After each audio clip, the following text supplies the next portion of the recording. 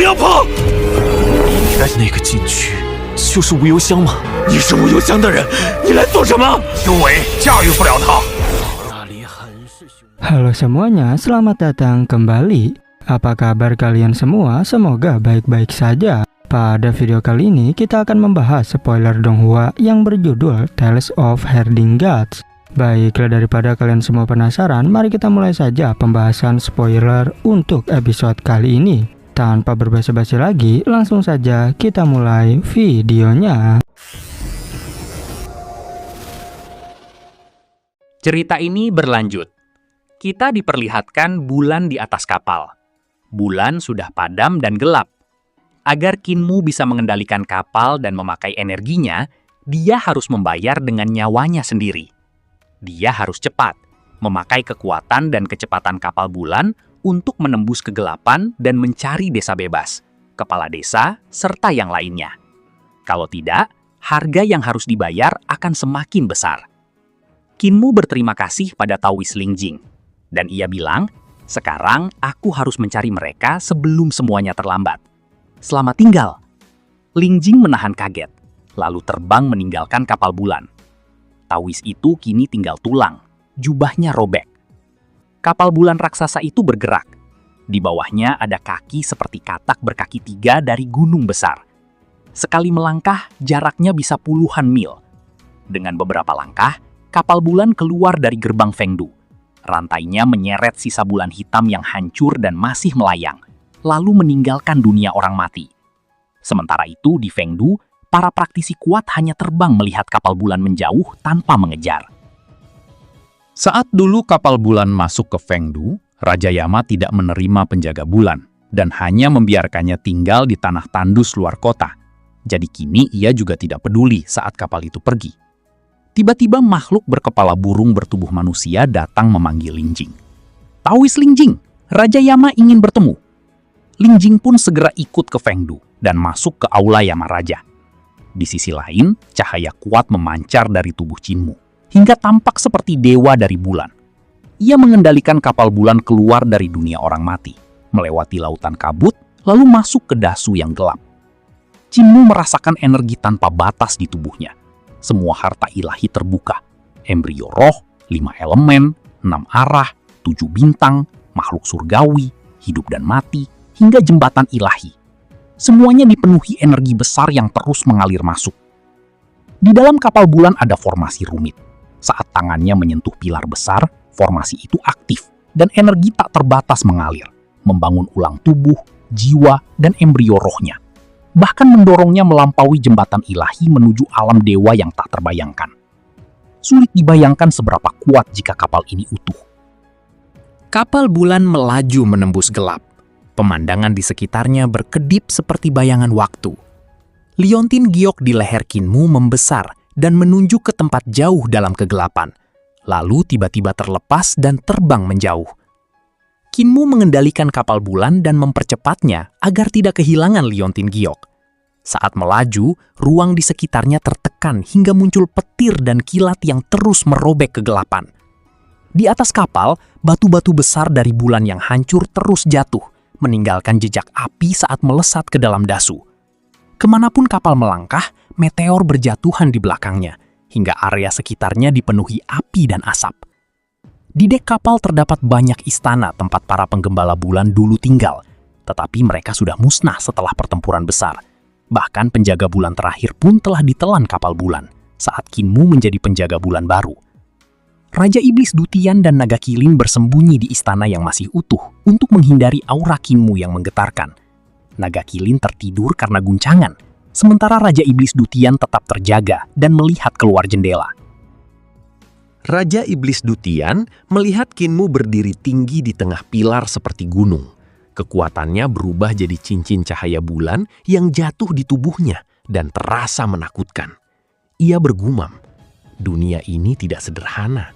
Artefak dewa seperti ini butuh jalan, teknik, dan seni ilahi yang sangat dalam, bukan buatan peradaban biasa. Hatinya goyah dan bingung.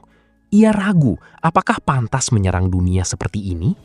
Yang membuatnya takut bukan hanya kekuatan dunia ini, tapi sesuatu yang pernah menghancurkan hal serupa. Di dasu yang gelap, banyak monster besar menyerbu. Namun dibanding kapal bulan, mereka seperti semut dan lambat. Kapal bulan menghancurkan semuanya. Dentuman terus terdengar. Makhluk-makhluk itu hancur jadi bubur di kegelapan. Banyak iblis menyerbu kapal bulan, berusaha naik, tapi langsung tersambar petir dari pergerakan kapal dan jatuh seperti hujan.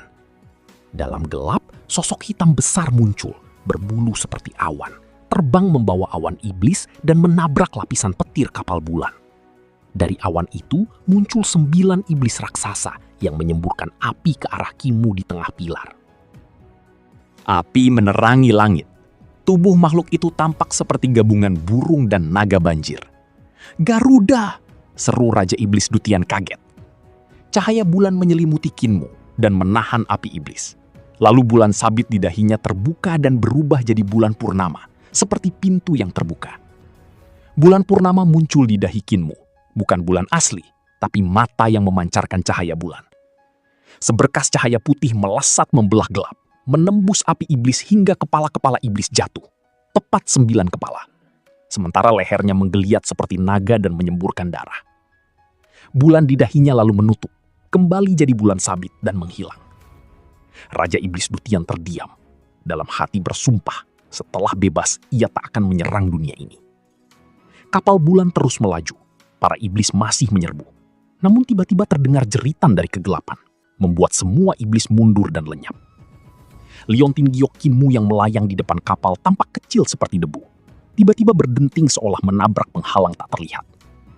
Di depannya muncul riak seperti dinding air dari langit ke bumi. Bergetar lembut lalu melebar dengan Liontin di tengahnya. Dari dalam riak itu, perlahan terlihat dunia lain yang megah. Itulah desa bebas. Kinmu berdiri di atas kapal bulan, tangan merentang memegang pilar. Tampak seperti raksasa yang dihukum sambil menatap dunia di depannya. Di belakangnya, sisa bulan melayang dan meteor terus jatuh, menerang kegelapan saat menghantam kapal. Sementara para iblis terlihat kacau di balik cahaya. Namun di depan terbentang tanah suci yang tenang dan terisolasi, penuh misteri, seolah tak pernah disentuh kegelapan. Sulit dipercaya tempat setenang itu ada di dasu.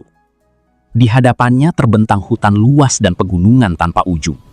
Lalu di kejauhan tanah terbelah, dipisah laut dan awan. Dan di tengahnya berdiri kota yang melayang seperti tempat tinggal para dewa. Langit dipenuhi awan emas dan cahaya.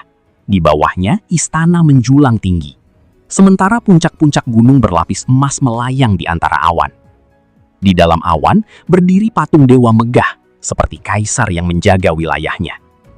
Tak jauh, sebuah mesin raksasa melayang tinggi, dipenuhi formasi rumit dari besi dan emas, memancarkan cahaya yang menghubungkan langit dan kota.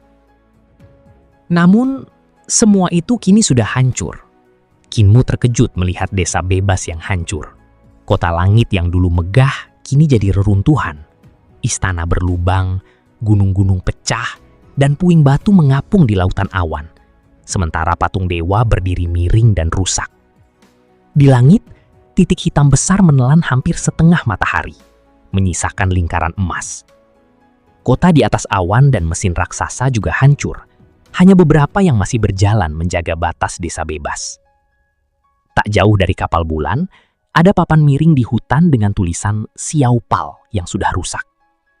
Kesedihan besar tiba-tiba memenuhi hati Kinmu. Desa bebas sudah hilang, tak ada lagi tempat untuk bahagia. Kinmu yang berdiri di kapal bulan tampak seperti raksasa yang dihukum, lalu berlutut dan menangis.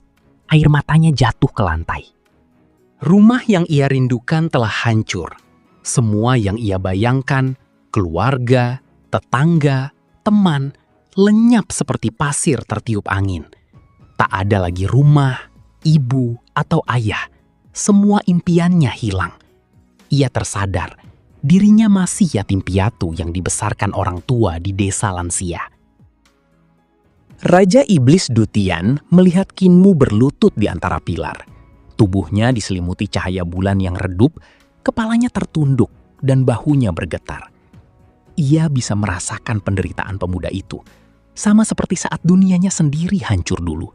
Ketika ia menangis, marah, melawan utusan kematian demi menyelamatkan kaumnya.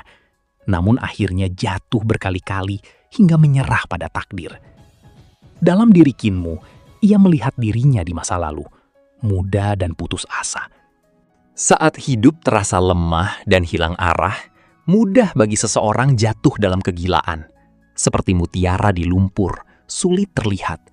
Berapa banyak usaha, luka, dan kehancuran yang harus dilewati sebelum seseorang bangkit lagi, bukan kembali tenggelam dalam rasa takut. Dan pada akhirnya, spoiler untuk episode kali ini pun bersambung. Oke, cukup sekian. Terima kasih untuk video kali ini, dan sampai jumpa di video berikutnya. 更恐怖的一种力量会被吞噬，也无法左右的。那是怎样？丰都神奇们都被惊动了，连死者生界的规则总算回来了，小子。